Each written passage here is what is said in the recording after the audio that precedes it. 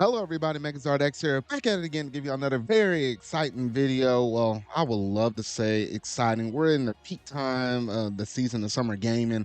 However, I'm going to keep it above 50 with y'all. Summer Game Fest certainly wasn't it. I was going through making a list of all the different games, and I was going to almost break it down the same how I did with the Sony State of Play video I made, but oh shoot, I only cared about a handful of these announcements though. So in today's video, I'm just going to go through and cherry pick and just only bring out the ones that I personally cared about, and this kind of give my overall consensus of how I felt with this presentation for Summer Game Fest though. So if you haven't already done so, make sure you're going to hit that like button, go ahead and hit that subscribe button and that bell to stay up to date on all things video game related I feel like talking about and discussing. But without any further ado, let's go ahead and jump straight up into this video.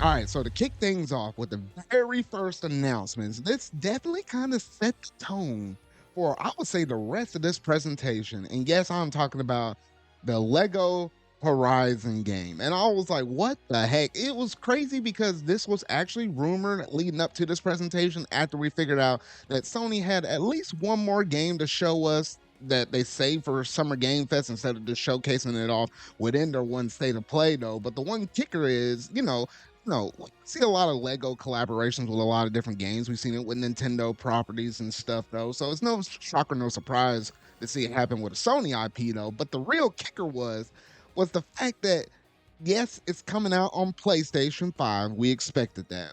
It's coming out on PC. We could have expected that.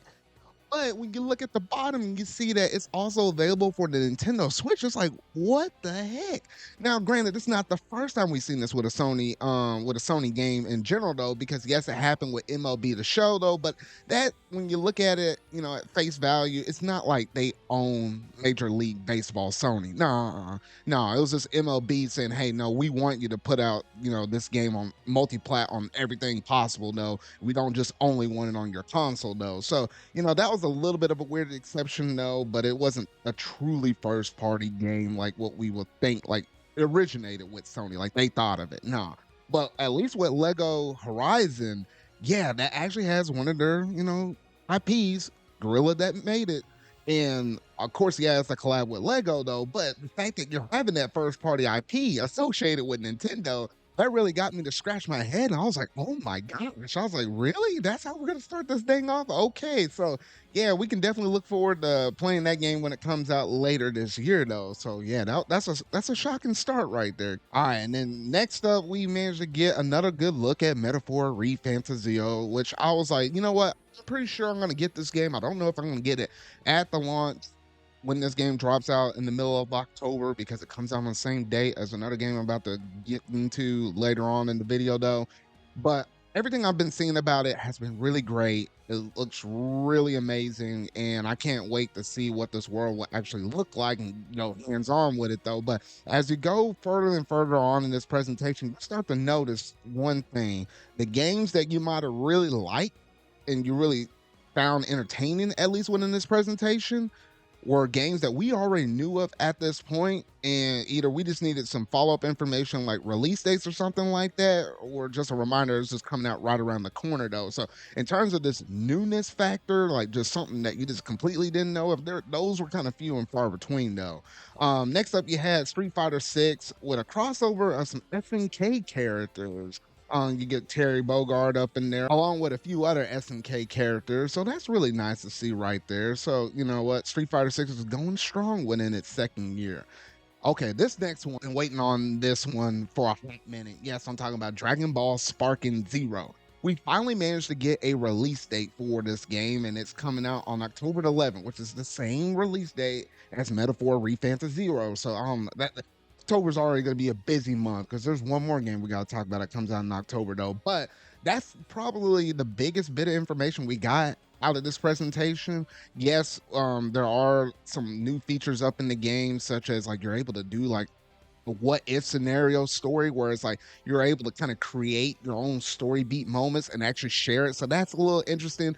They did manage to drop out all the pricing and stuff like that. That Ultimate Edition is like a little over $100. I was like, what the heck? And then that limited edition being like 320-ish. I was like, oh shoot. But yeah, no, I'll just be getting the standard edition. I'll be there on day one and probably have to pick the DLC up because I just like the Budokai Tenkaichi series though. So yeah, nice stuff right there. This one was actually one of the brand new games that we just didn't know of. That Fatal Fury, SNK wasn't done with the Street Fighter 6 collaboration because Fatal Fury is doing their whole nother game, and it's called Fatal Fury City of the Wolves. And this one, the art style looks really interesting. I was like, I can get down with this. I'm not necessarily the biggest fighting fan out there, no, but I can appreciate what SNK is doing, at least with their new fighting game that they're about to bring onto the scene right here, though. So, that was really cool. And I think out of this whole entire list right here, it's like one of only two games that I just didn't know it before this presentation. I was like, oh, okay, that's kind of cool, though. And then to wrap things off, we're almost getting to like the nearest 1 hour, and this was a 2 hour show though. So this is going to be like the last announcement within like that first half, and I'm talking about Killer Bean. I think this game right here was the one that stole the show for me. I did not know that this was based upon a movie franchise, and it's actually available on YouTube. You can actually sit down and watch it now. It's like an hour and a half long or whatever though. But the fact that they showcase off this game, and it got me to laugh so much. The originality in this one is fresh. It's crazy to see how this one is kind of like I would say not necessarily a ripoff, but you definitely have some like GTA moments up in this game, like swinging around, busting out of a window and shooting the dude on the other one, no, and then racing and on a hovercraft, and then just fighting this mecha boss and something in like the ocean or whatever. I don't know the way how they showcase off this game though, from the art style and the crazy things that you're able to do up in it though. I was like, yes, sign me up.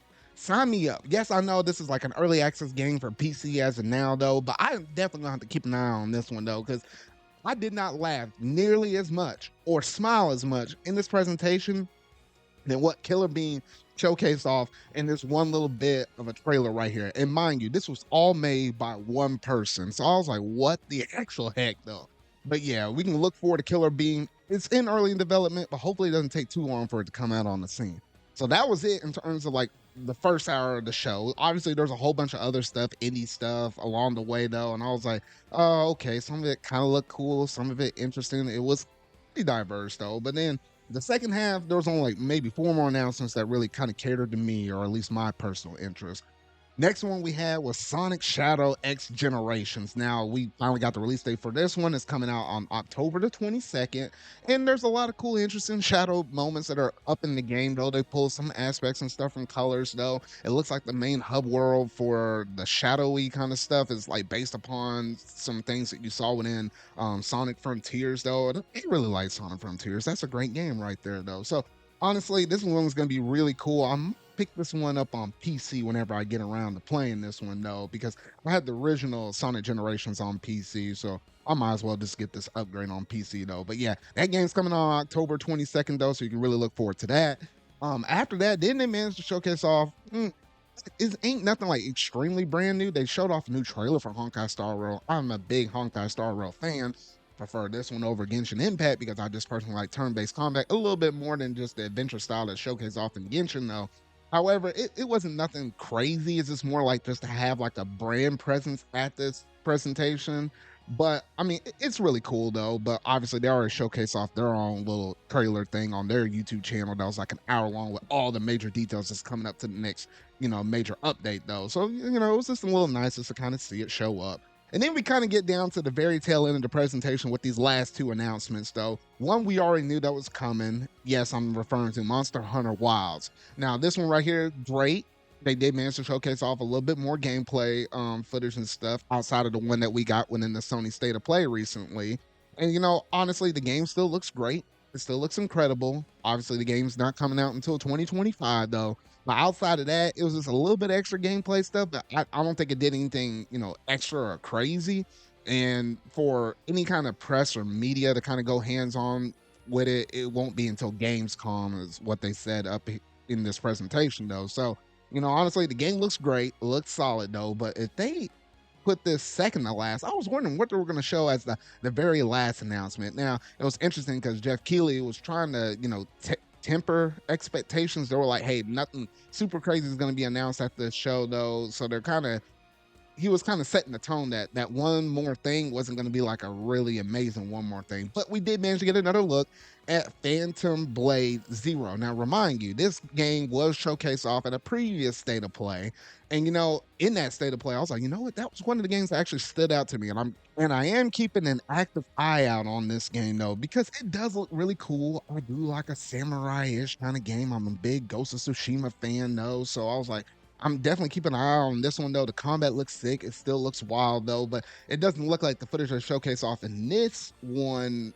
or in this one trailer was like anything extra or anything more elaborate than what we kind of got within the first trailer that they managed to show off in the state of play. The game still looks cool though, but it didn't do anything just to go like, oh shoot, I really got to get this on day one. It didn't get me to that point yet. It still looks cool though, but not to that extreme though. And that was basically it, a 2 hour long show. And for me personally, I was only able to pull away 10 things from it. I mean, yes, there are some Star Wars fans out there. I didn't mention that up in my list. That one looked cool for those that happen to like it. Maybe a few other ones out there. But outside of that, I'll probably cover most of the major ones that most people might like or kind of care about, though. As you sit down and look at this whole entire presentation, it's like, how the heck was this thing a full 2 hours long? I mean, I was sitting down and watching this presentation with my good buddy Steven that he's my co-host with my Zarcast podcast. I was watching it with him and a couple other friends though, and we were just kind of making fun of the whole entire presentation. Like, yes, there were some cool moments that we laughed out on, like the Killer Bean segment, which I think personally stole the show for me personally though. But as we kind of came to a general consensus, this was just a game full of updates. Like that's honestly what it was all about, really. Yes, there were a few surprising things out there, like the Fatal Fury announcement, City of Wolves, that were brand new, but the rules were kind of few and far between those. So sitting down and looking at this presentation, if I were to give it a letter grade, honestly, I'm giving this sucker a D minus. I mean, yes, it did have Dragon Ball. I really wanted to see the release date for that, though. I mean, yes, they gave us Sonic Generations release date. I was looking forward to that as well, though. And then obviously Metaphor Refantasy Zero game. I'm looking forward to coming out in October. Those are three big October games. October is going to be a pretty packed month, though. I already knew about most of this information and was basically already sold on all these games, though. So this presentation overall didn't really do anything to me personally. I don't know about the rest of y'all out there, though, but this is generally how I felt personally about this whole entire presentation. I mean, Jeff Keighley, I mean, give him credit. He tried, you can only do so much that is actually brought to you from these different game developers, and they can only show off what they want to show off or what they can afford to show off. You can't force or twist anybody's arm or leg and say, hey, I want this and I want this and I want this. I want that Ghost of Tsushima 2 or whatever. They ain't ready for that mess yet, though. So I had to give him credit to try to scrape up a show, though, but felt like you probably could have trimmed off a little more of this fat. I mean, it was weird with some of the ads and stuff. Like sometimes you'll roll from an ad straight into another game trailer. And I was like, wait, I thought that was an ad, not a game trailer. I mean, technically it is an ad though. But I was like, man, I don't know. The way how this thing was handled, it was just kind of sloppy, a little bit sloppy at most. But I was like, come on, we got to do better than this. It's really wanted me to bring back E3 though. So I don't know. Surprisingly, the state of play, which I thought nothing could, get worse than that. The state of play was technically better than this. At least you had Astro brought up in that one though. So I don't know. That's just how I feel, honestly, with Summer Game Fest for 2024. Obviously, we have two more big presentations to come up that I will do individual videos for. Yes, that'll be the Xbox Showcase that should be happening on Sunday, and then turn around and we should have the Nintendo Direct some point in the month of June. I think Nintendo's is definitely going to be the best one out there on the block, though, in comparison to, the State of Play and the Summer Game Fest we got thus far. Obviously, there's some other smaller stuff like, Devolver. I watched that. It was cool, a little bit funny, a little bit more entertaining than this show, though. And then, yeah, there's Ubisoft 4, though, but I'll just cover that in the podcast. I won't do an individual video like this one, though. But that's basically going to do it in terms of this, my overall thoughts and takes for Summer Game Fest for 2024. So let me know what you thought about the show down below in the comments section.